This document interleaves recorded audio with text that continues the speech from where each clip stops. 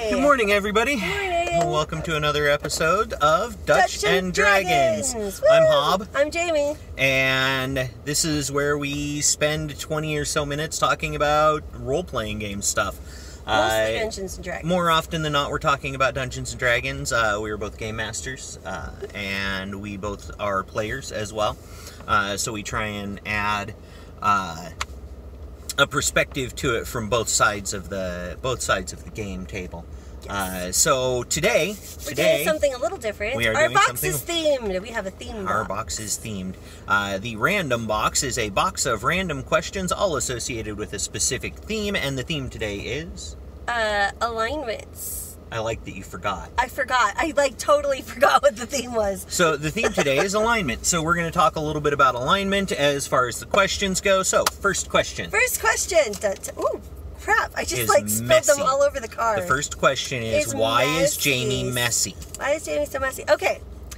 Do you ever punish your players for role-playing against their alignment?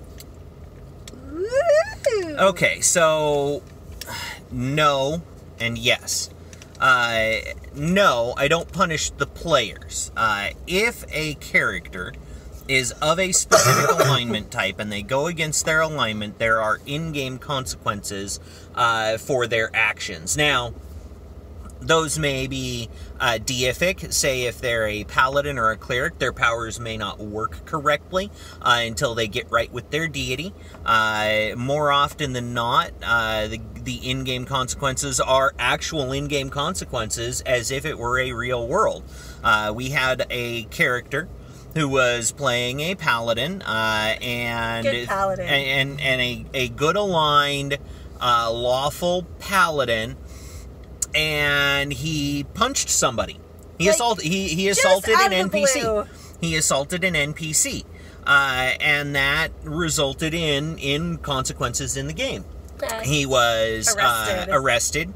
He was put on trial, and he was sentenced to community service, mainly because he had never done anything like that before. Yeah. So he was sentenced to community service, which he completed. In-game, he completed community service as a penance for his crime. He was also fined a fair amount of gold as well. So, yes, there is punishment, but not in I'm taking your character away from you kind of stuff. It is an in-game consequence as a result of their actions, and that's what all of anything like that should always be in-game. It should never be out of game. I never micro-punish either. Mm-mm. So you've got a character who is good, and maybe they tell a lie. I won't go out of my way to make that a punishment, depending on what the lie is. But, they can get caught in the lie. Oh, yeah. Absolutely. But I don't try to go, micromanage people's alignment. Right. All right. Ready? Next question. Next question. Oh, you're going to like this one. Can you play an evil-aligned character in a non-evil or heroic campaign? Abso-fucking-lutely. Pardon my language, but yes, absolutely you can. And I will point very specifically to the Dragonlance series and the character of Raistlin Majir. Raistlin is contrary to what he might appear initially in the novels, is an evil character. He has a very evil goal. He has a very selfish, aligned personality. He uses the crap out of his brother. Brother, by the way.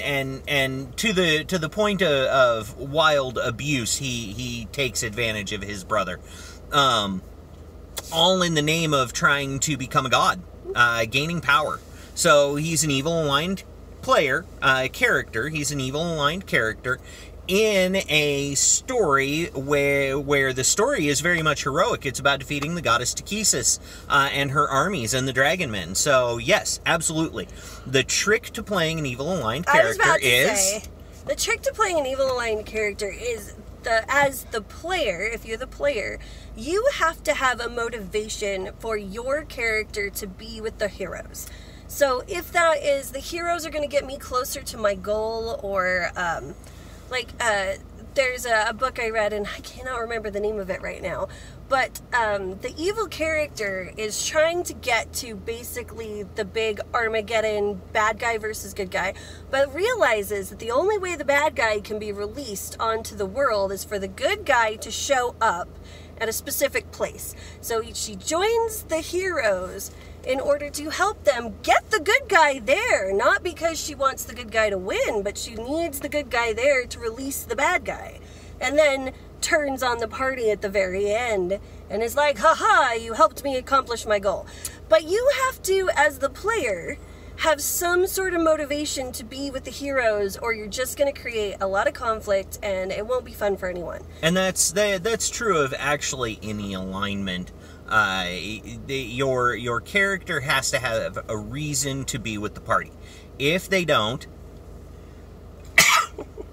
if they don't have a reason to be with the party, then it's no longer a good game. And that's not on your dungeon master or your game master to be responsible for your reasons for being with the party. If you're an evil aligned character, you may get caught out sometimes by your party. It could happen.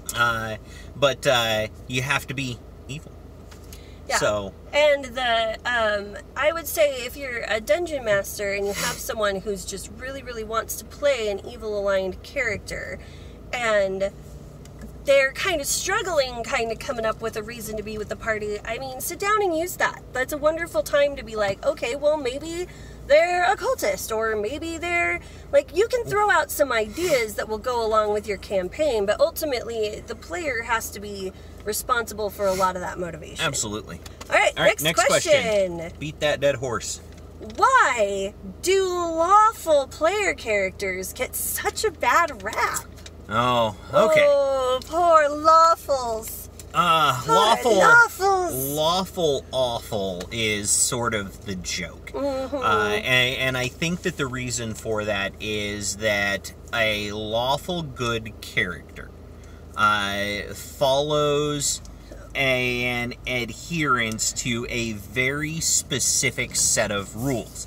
Now, those rules may be the law of the land, they may be the tenets of a knighthood, they may be the law of a god, but lawful, by its nature, follows a set of rules.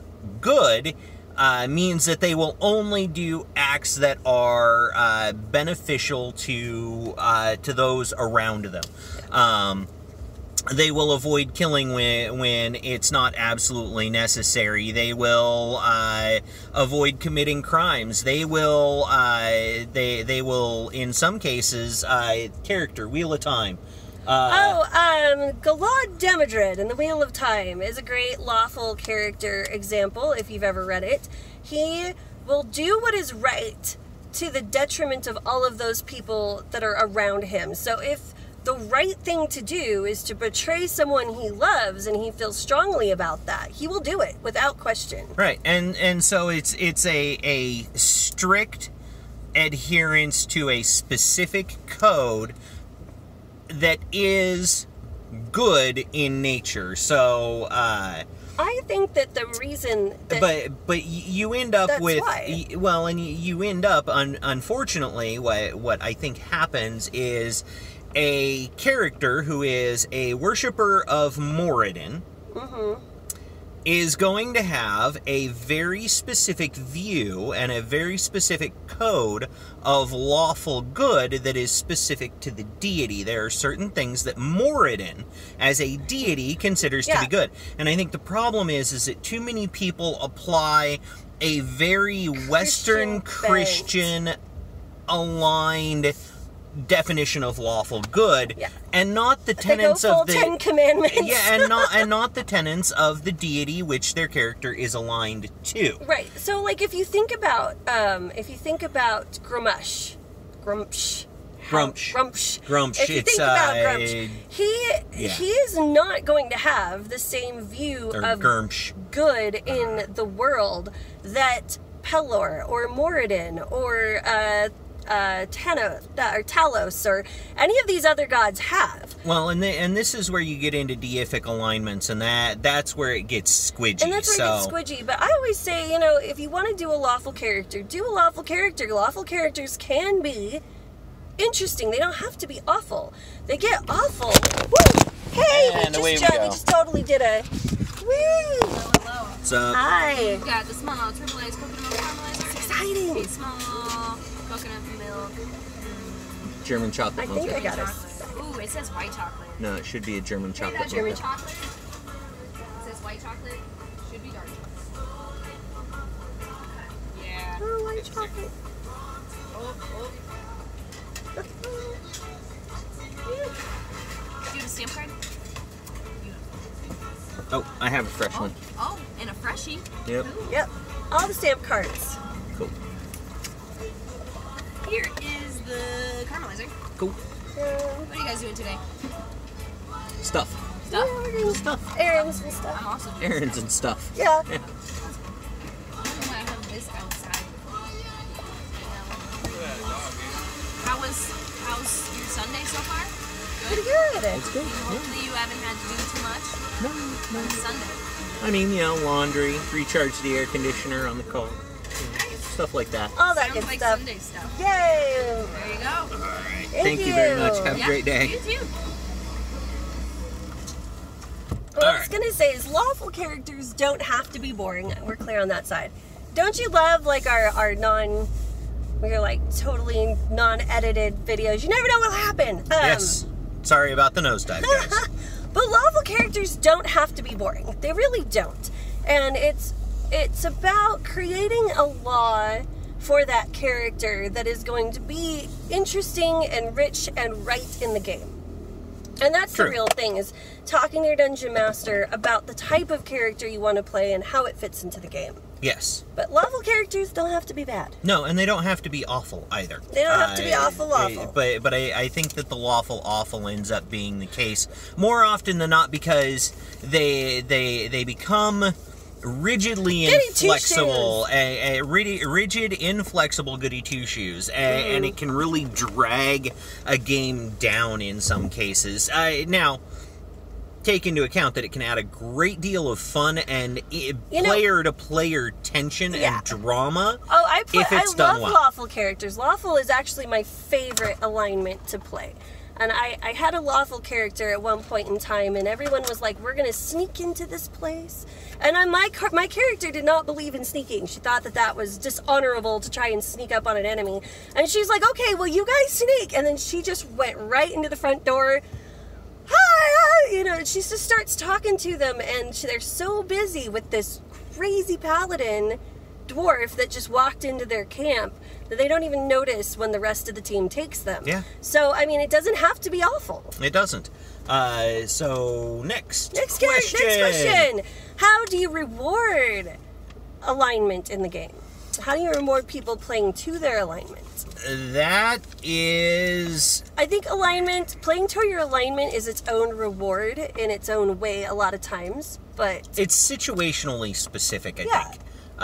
So, a lawful good character may receive a boon from their church, or from a town, or from the people that they've helped, whereas an evil-aligned character could also receive a boon from their deity, but maybe they're not going to get a reward from town. They're going to get maybe a reward from the bad guys that or, you know, if they're liar, pants on fire, maybe they get a reward from the town and the bad guys. And maybe, you know, if they're skilled enough, maybe they get a reward from both sides. Yeah. So I believe that it's very situational. I think that any kind of reward for maintaining your alignment in game should be an in-game reward, and it should be specific to the character and to the action that merits the reward. Yeah.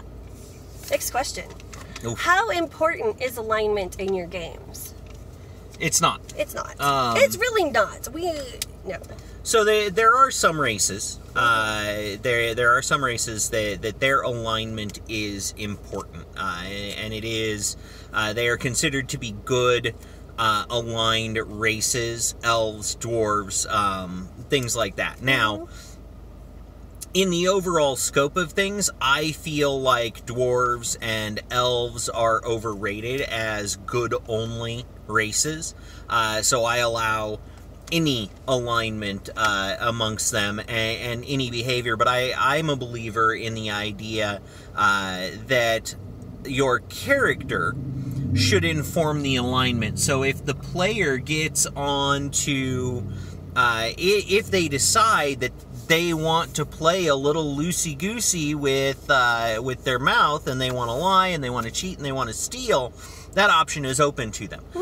The world will react to them based on the way that they behave. So, which we kind of talked about. Which we kind of talked about. That rewards and punishments should always be in-game. You should never go directly after the player for playing the character the way they feel that the character is. Now, if they are all over the map, if they don't have a set personality, that can create a different set of problems, and then you might need to sit down with the player and talk to them about the character, because maybe they don't have a fully formed idea of who this person is.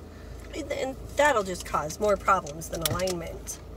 What do you feel is the worst alignment to play? I'm going to let you tackle this one first. I talk too much. I don't think that there is the worst alignment. Like we said, a lot of times lawful gets that tag. Yeah, the lawful good. The lawful good. But I don't think it has, like I've said, we kind of already covered this. I don't think it has to be. I don't think there has to be anything bad with playing a lawful character. It's just kind of depends on how you handle the law, basically. I personally am not a huge fan of the idea of true neutral. I feel like it's a really hard. I feel like it's too hard to be true neutral and be involved in a game, simply because the intrinsic motivation attached to that type of character isn't there. They're not motivated. They wouldn't be motivated by money. They wouldn't be motivated by greed. They wouldn't be motivated by selflessness. They're neutral. They could be applied to. You could, in theory, go with the nature is my motivation, you know. So they literally kind of go whichever way the wind blows at the time. So if they see that that the situation is going bad for their allies, they might switch sides, which gets a little bit weird and a little bit squidgy. But generally speaking, neutral, I don't think there's anything wrong with it. I just think true neutral is really difficult alignment to get right. Yeah, and that's kind of where I land on that. So if you have a player who really does it well, by all means, but neutral's a really difficult one to get right. Okay, so last question in our box. What is your favorite alignment to play? I already said mine. Mine's lawful. I've kind of created one of my own alignment, and I call it lawful chaotic, or chaotic lawful.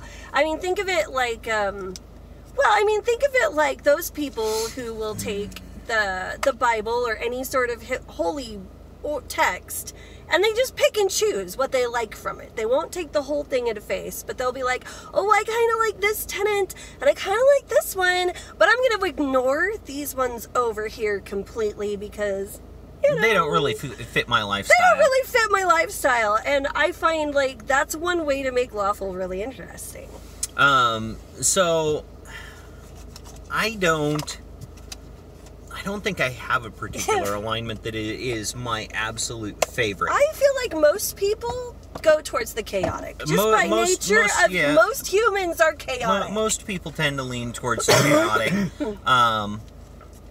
I like playing a good aligned character. I like playing evil aligned characters. I like playing characters that don't necessarily fit into any one box. Their motivations are intrinsically their own. I have a character that is... That's kind of a neutral. So that's kind of a neutral. I have a character. He's Goliath. He's a barbarian wizard, which is really, really funny. Oh, right. He's hilarious. And he's a Wizbarian. A Wizbarian. But the idea was that he has a very specific idea of what is right and wrong, and he will act on that belief of what is right and wrong. Waffles can be and fun. in some cases to the horror of the other players. We were in a situation where there were a bunch of individuals who had been captured and were being tortured and close altered to death. And close to death, and they were mutated, and they were in really, really bad shape, and they were just all tore up, and I killed them outright. Just killed them. Your Goliath just killed them all. Just, and the party was horrified that he did that. But to him, that was the only right thing to do. Was to put them out of their misery. That was the only way to end their suffering, and to do the right thing was to end their suffering. See, but then we're circling back down to a very distinct idea of right and wrong, and we're going back. That hedges back towards that lawful. It does. It does hedge back towards lawful, but I just think that people get the wrong impression when you say lawful. They go 10 Commandments. Yes. Yeah. So, if you're struggling with a player, talk to them. If you're struggling with a character, talk to your dungeon master or your game master. The conversation has to be had. Anytime there's a disruptive situation and around alignment, you have to have that conversation. But really, I think the only thing that alignment really does, and I agree with you, your character informs your alignment, is just to give you a way to put into words some aspect of your character. It's a framework, and I think that it is. I think its intention was to provide guidance, and I think that it became a rigid system that doesn't really work anymore. It doesn't work well. Unless there's clearly defined guidelines around it, and the books and the alignment system, they do okay. They do okay, but I would say, play your character a little bit. Put their feet on the ground, give them a little wiggle room in the world, and then kind of have the discussion in your head what kind of alignment you feel this character is. Absolutely. So that's all the time that we have, and all the questions that we have. Thank you for joining us. Thanks for joining us with the alignment box. If you enjoy what we're doing, if you like the conversations, make sure to click subscribe and click the bell so you get notifications. If you want to ask us questions, if you want us to answer questions, if you want to berate us, if you have a point you want to disagree with us on, if you want to disagree with us, if you want to make a point, say anything, leave it in the comments below, and we will address it on the next episode. All right. Have a good day, guys. Thank Bye. you. Bye.